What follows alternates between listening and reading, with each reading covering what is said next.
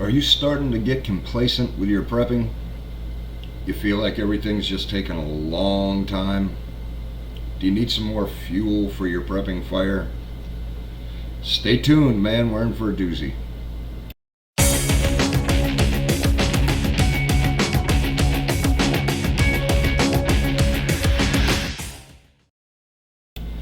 I don't even know where to start, ladies and gentlemen. I just don't. This was going to be a two-parter. I started doing this yesterday, but I got news that I'm going to be a grandfather yet again. Everybody who knows and has heard me bragging about it, my daughter is going to give me my first granddaughter, but my son called me yesterday and told me that they're expecting. So that kind of took precedence, and I'm excited about that. But it just added fuel to the fire, because the first thing I thought was, what about this, what about this, what about this? And I'm trying to find the right way to talk to my son and say, hey, you need to start getting a healthy fear of the outages and the problems that you're going to have when this baby comes into the world. I know not all of you do the Bible thing, but the first thing I think about when I think of new babies coming in is Matthew 24:19 and 20, and it's talking about how terrible it's going to be for pregnant and nursing mothers in those days, and pray that it doesn't happen in the winter or on the Sabbath. And it seems that both of the two new additions are going to be the winter, so it gets me worried. So I start thinking, what about diapers? What about formula? There's a diaper shortage going on right now. Prices on diapers have raised quite a bit in the last couple of years. Cotton shortage and such. We're just starting to come back from the formula, but it makes me continue to think, what's going to be hard? What's going to be hard? Are my children going to be able to take care of my grandchildren? And I said, prepare, because it's going to be a doozy. By the way, welcome to the Opinionated Prepper. I'm Steve, and I don't really get moved or stirred very much, but for everyone who has felt a lull and they've laxed on their preparedness and they said, well, we can afford to do this because there's not as much happening. Well, your wish has been granted. There's a lot happening, and there's a lot you have to worry about. I start with the mugshot of this man, the very, very Messiah-like figure that's been around, because that says a lot about how our country is. That if anybody is opposing you, you just get them out of the way. Gee, does that sound familiar? And people can say what they want about that. It could have been Russia, could have been Ukraine, could have been Belarus being a hitman, could have been the CIA a little bit ticked off because Prigozhin didn't do what he was supposed to do and he got paid for it. Could have been a whole lot. False flag, real Russian operation, you never know. But that guy that added some opposition is now out of the way.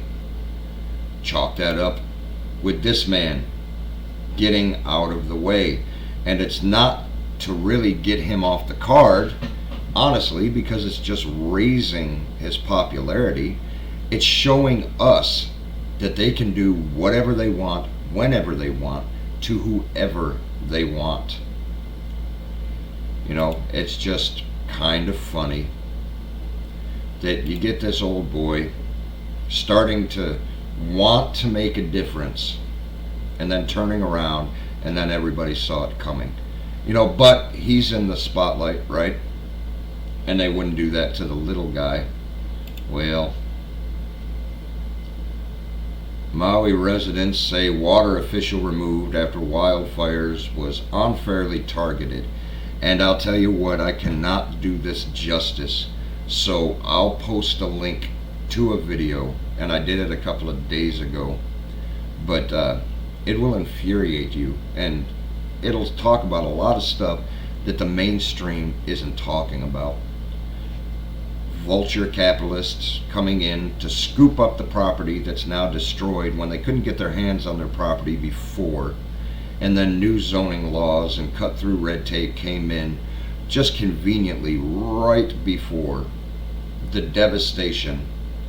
They completely wiped out the property that they wanted to buy that they couldn't because of historical fights. And it ended right before the elites so much as got the smell of smoke. And nearly 400 remain unaccounted for in the Maui fires. That shows you how many people are expendable. It's just a shame, man. It's infuriating. But take a look at this. Wells Fargo ordered to pay $3.7 billion for illegal activity, including unjust foreclosures and vehicle repossessions. Now this was a little while ago. This was last year, December of last year. So not even 10 months ago, not even a year ago, that they had to pay a whole lot because they were unjustly foreclosing and they were unjustly getting vehicles. Now, anybody who knows anything about that knows that we are in a liquidity crisis. Assets are drying up. So why would banks do that? Because they don't have enough coming in. They're unjustly taking your stuff, saying that you breached this contract or you were overdue on your payments and the late payments just racked up. And it showed that they were illegally doing it. They were taking possession of property that did not belong to them yet. Why? In order to resell it, so they could give out loans, so they could get more interest. Buying the same thing, kind of like going to a little used car lot, the buy here, pay here's. How they're very easy to work with the first 1 or 2 years of your contract and your agreement with them. But as time gets closer to you paying off the vehicle, they see that monthly payment, that interest rate, and that asset gone. So they start to tighten up. And when they were lax and they said, don't worry, we'll give you a grace period. Now, 2 days until the payment's due, they're saying, don't be late on your payment. And the day after you're late on the payment, they come and scoop it up real quick. They get rigid because that income is drying up and they want that asset again so they can sell it to continue to get the income. That's exactly what Wells Fargo is doing. And now, today, Wells Fargo says that customers are experiencing issues with some transactions amid possible outage. Customers using the bank have reported issues using certain features of their accounts, such as being able to use their debit card. Boy, it's a Friday, ladies and gentlemen. Most people get paid on a Friday. You can't use your debit card. And the weekend is coming up, so there's 3 days. Anybody look into what I was saying a couple of days ago?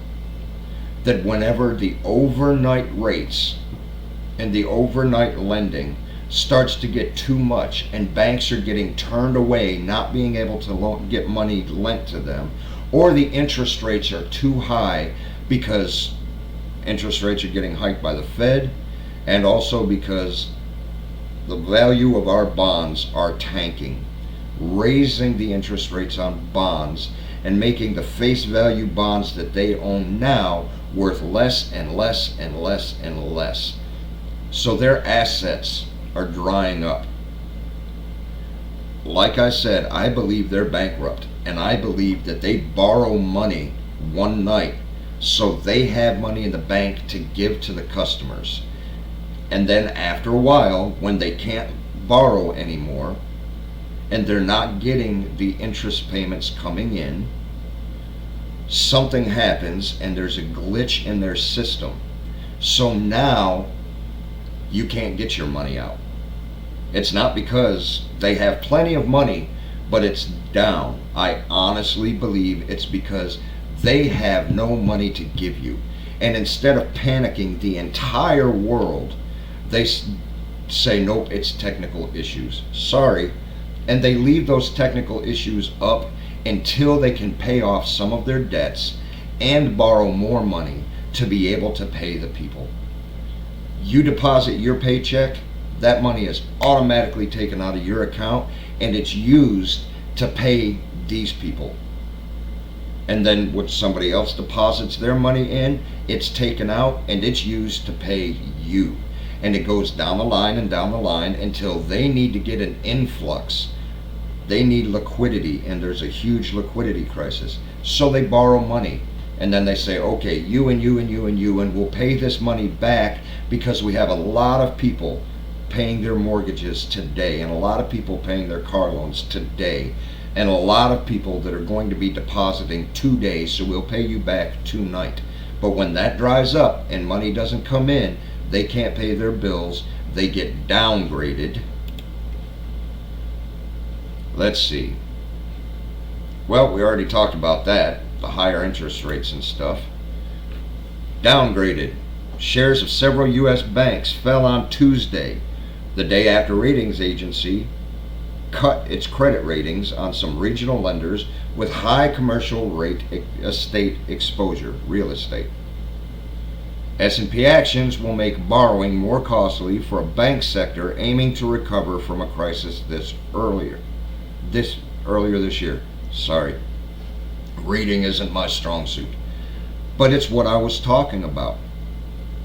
Their credit ratings slump because they can't pay back their loan. They borrowed it last night. They were supposed to pay it back tonight, but they can't because money didn't come in, because we're broke. So their credit rating gets downgraded, which makes it harder for them to get loans, and it makes the interest rate that much higher. So they can't take out as many loans because they're paying back higher interest. And it just goes down and down and down and down. I just find it funny. Bank of America, they're talking about opening 2 more locations, 3 more locations. When you look at Wells Fargo, Bank of America, and major lending corporations closing 1,144 U.S. bank branches, they abruptly closed. They're making it harder for you to get your money. They're making it to where if you don't want to do online, you have to go to an ATM. But you go to those ATMs, you're experiencing problems because your debit card doesn't work, so you can't get money out. And if you can get money out, the service charges and the fees are raising astounding. I went just a few days ago to an ATM. It cost me $7 to take my money out. A couple of months ago it was $5. A year or so before that it was $3. It's costing me more and more money to use my money, which means I don't have as much money to spend on what I need. Can you see the writing on the wall? It's terrible, man. Look, Bank of America, it insists after 1,144 close. But I also want to talk about that. This comes from the Poplar Report, and I was just doing a video yesterday when I was looking through, and he posted that a few minutes before I started my video. Only those who disobeyed survived. And it's talking about Maui, and it's talking about how the police that were under the leadership, many may not know this, and I didn't know it until I watched that video that I'll leave a link to. The police chief that was in charge of this was the police captain in Las Vegas during the shootings. He transferred 50 days ago, or he transferred just a little while ago, and then 50 days into his residency as police chief, he demanded a raise. How many people know people who say, well, I've been working for almost 2 months, I deserve more money? He said he took a pay cut after that debacle in Las Vegas. But they gave it to him, and they gave him more than what he asked for. When have you heard of that happening? And this police chief ordered his officers to barricade the roads, to not let anybody out, and to turn them back into the fires. So the only ones that survived those fires are the people who broke the law. So now if you want to live, you're a criminal. It's just nuts, man. It's terrible. It's just completely terrible. But I was talking about this at the beginning. 20% of all formula products, more than 30% of powdered formulas were missing from the shelves, and that came to a head in July. We haven't heard much about it since the beginning of the year, have we? But still, 30% is still missing from the shelves. It's still hard for people to find the stuff. Which it all leads me back to one thing. They're going to do what they want to do when they want to do it, and they don't care who they destroy. Are they going to destroy you? We have more shortages coming up. And you can't believe the news. I was going to add, I forgot exactly where the sources were. That's why I didn't put it on my little thing.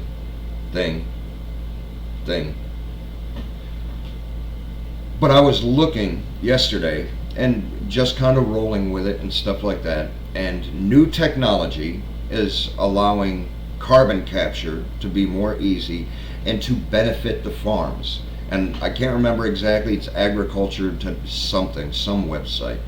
But it talked about a win-win situation, because the crystals that they're putting in the soil of the farmers captures all of this CO2 before it leaches out into the air and such, and it makes magnesium and phosphorus, and it makes all of this stuff, and it breaks down and it's harmless, and then this gas that it kept, the CO2, is diverted harmlessly into the drinking water. Well, okay, that sounds like a win-win. But I started to delve a little bit deeper because I watched this thing a while back about somebody jumping in a pool filled with dry ice, which is carbon dioxide, and they suffocated because of the concentration of dry ice. And I started thinking, now, if CO2 was abundant in water, wouldn't that harm all of the animals, including us?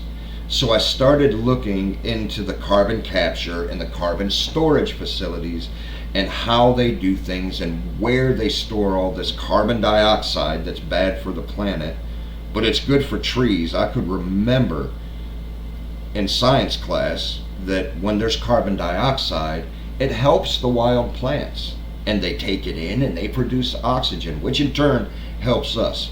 But no, that's not good. There's other reports proving that. But they're storing the CO2, and they're storing it in abandoned coal mines, in empty gas wells and empty oil wells, and a lot of times putting it underwater. And they're very worried about leakage and leaking into the soil and all of that stuff. Well, if CO2 leaks into the soil, isn't it good for crops? Well, they say it's good for crops. But a study showed that this super CO2, this liquid form of CO2, because they turn it into a liquid, it's not just gas that leaks out, it's carbon dioxide in water, in liquid. When that leaks out, you'll see an abundance in crops, and it helps the wild plants, the mostly inedible plants, but it helps the wild plants grow, which is good if it leaks out. It's bad for us because if we're around that area, we're going to suffocate. If we drink that groundwater that the super CO2 came into, we gonna die. But it's proven to take the nutrients out of wheat and out of the food, macro, meso, and micro elements and essential amino acids that we need to survive. So our food becomes less nutritious, and it ends up being a whole bunch of ramen noodles. You know, that you can eat it and eat it and eat it and eat it, and you may get full for a minute, but then you eat more because your body's not getting the nutrients. There's a post, a poll, a survey, a report, if you will, that shows that in the last 70 years, since the last World War, since the greatest generation, since the group of tough men and women that you did not want to cross, since that happened, the nutrients of food has been on a decline and decreasing to where it's a fraction of the nutrients that it used to be. So the food is not near as healthy for us, which leaves our ability to regenerate, to generate skin, to fight off diseases, for our immunity to bolster up. It reduces that. It makes us weaker. It makes us have less energy. It leads to high blood pressure, to cancer, to everything like that.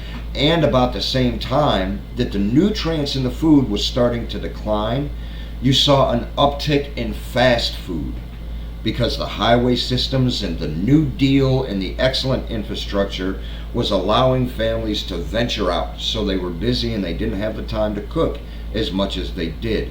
So they needed a convenient, fast way to eat on the go. In walks heavily processed food, which is terrible for us.